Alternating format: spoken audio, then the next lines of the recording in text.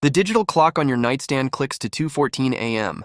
You are lying in a luxury, heated apartment in the Changguang residential district of Pyongyang. Your stomach is full of imported European beef. Your closet is filled with tailor-made suits. You are the absolute elite. The top 1% of the most isolated, secretive, and brutal country on the face of the earth. You have everything. And then you hear the heavy, metallic thud of military boots marching down your pristine hallway. Your eyes snap open in the pitch black. Your blood runs completely cold. In North Korea, the secret police, the Bawibu, do not knock during the day. They come in the dead of night. And when they come for you, they don't just take you. Under the absolute law of the regime, they take 3 generations of your bloodline.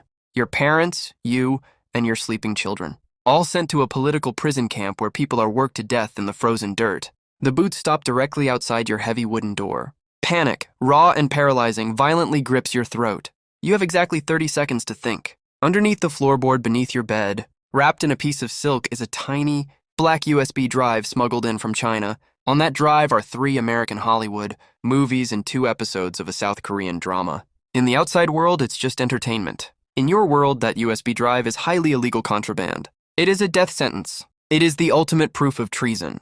You silently roll out of bed, your hands shaking violently. You pry up the loose floorboard, grab the tiny piece of plastic, and sprint silently to the bathroom. You drop the USB drive into the toilet and pull the heavy metal flush handle. The water violently swirls, swallowing the drive down into the city's plumbing just as a heavy, authoritative fist slams against your front door. Bang, bang, bang. State security, a muffled robotic voice barks from the hallway. Open the door. You walk to the door, force your facial muscles to relax into a look of calm, groggy compliance, and open it. 3 men in olive green military uniforms stand in the dim light, their faces entirely devoid of human emotion. They push past you without asking for permission. They tear through your books, they open your refrigerator, they inspect your imported Japanese television. For 20 agonizing minutes, you stand perfectly still, your heart hammering against your ribs so hard you think they can hear it. You know that if they look inside the plumbing, if they find that drive, your entire family ceases to exist tonight. But they don't. The lead officer stops, looks at you with dead, unblinking eyes, and nods. Routine loyalty inspection, he says coldly. Long live the supreme leader. They turn around and walk out. You close the door. You lock it, and you slide down the wooden frame until you are sitting on the floor in the dark, gasping for air, dripping in cold.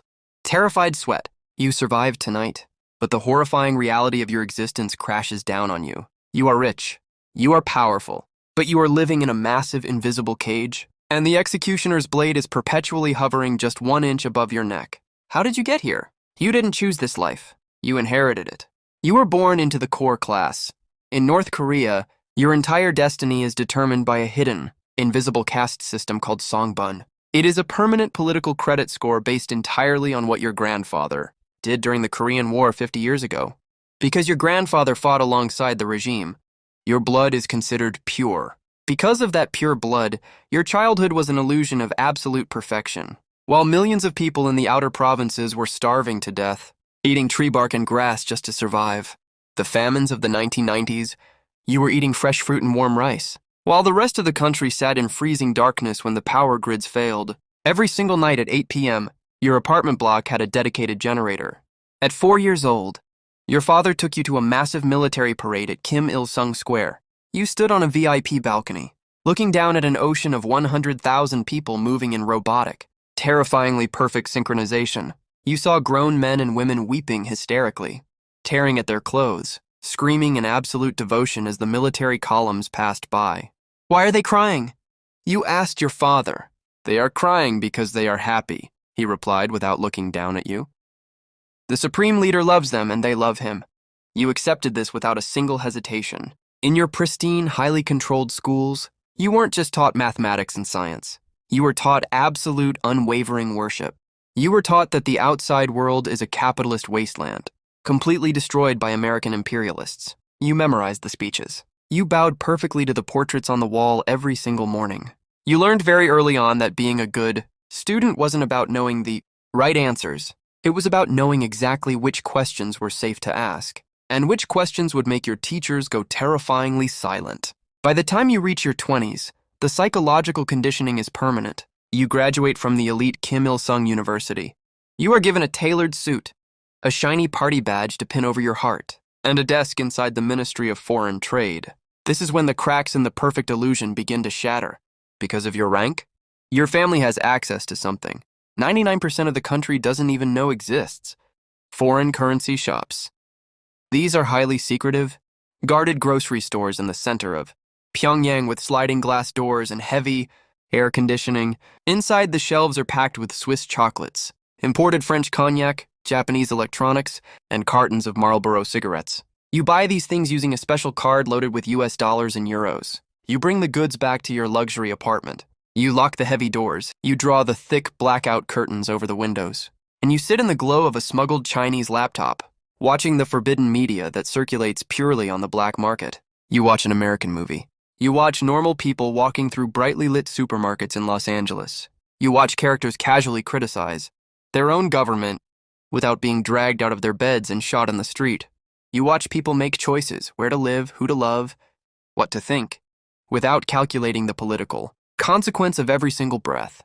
The contrast between the screen and your reality makes you physically sick. You realize the devastating truth. The regime isn't protecting you from a ruined outside world.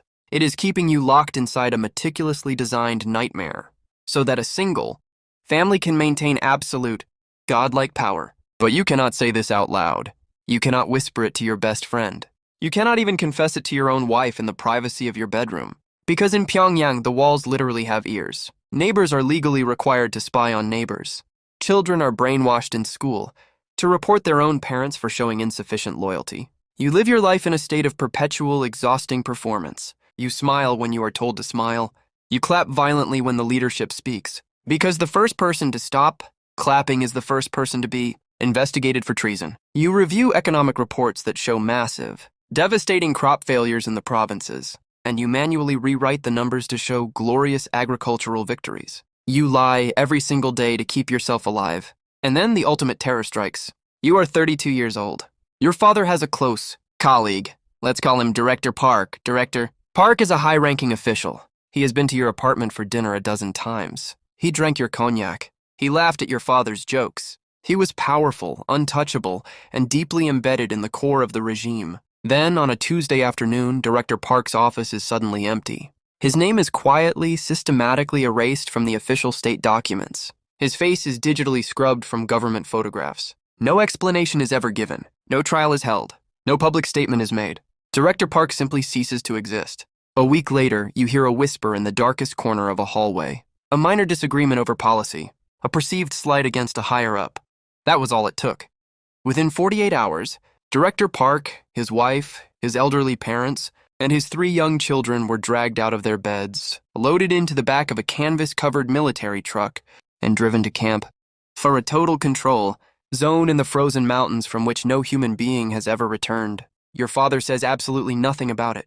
You say absolutely nothing about it. You go to work the next day and pretend you never knew a man named Director Park. Asking where he went is an act of treason. Mourning him is a crime against the state. This is the moment your soul finally breaks. You realize the ultimate agonizing truth of the North Korean elite. You are not safe. Rank means absolutely nothing. Money means absolutely nothing. You are simply a highly fed, well-dressed hostage. You are a captive audience forced to applaud your own captors. Knowing that the second your applause sounds insincere, you will be exterminated without a trace. You are 36 years old now. You are married. You have a beautiful 7-year-old daughter. She attends the same elite sterile schools you did. She sits under the exact same portraits. One evening, you watch her practicing a state-mandated song of absolute devotion to the supreme leader. She sings it with innocent, shining enthusiasm. She genuinely believes it. Tears well up in your eyes, but you blink them away immediately. You cannot warn her. You cannot tell her the truth about the outside world.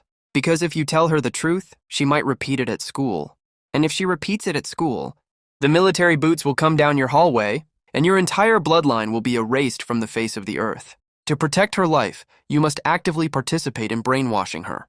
You must teach your own child how to wear the invisible chains. You must teach her how to lie, how to perform, how to hide every genuine thought deep inside the darkest corners of her mind. You step out onto the balcony of your luxury apartment and look out over the chillingly clean, artificially lit skyline of Pyongyang. You have an imported watch on your wrist. You have a full refrigerator behind you. You are among the most privileged, fortunate human beings in the entire country, and you are living in hell. There is no rebellion. There is no daring escape across the heavily mined border. There is only tomorrow morning. You will put on your tailored suit. You will pin the heavy red loyalty badge over your heart. You will walk out into the sterile, quiet streets. You will smile your synthetic smile, and you will bow to the portraits on the wall. You will perform until the day you die, praying that you are never the one who stops clapping first.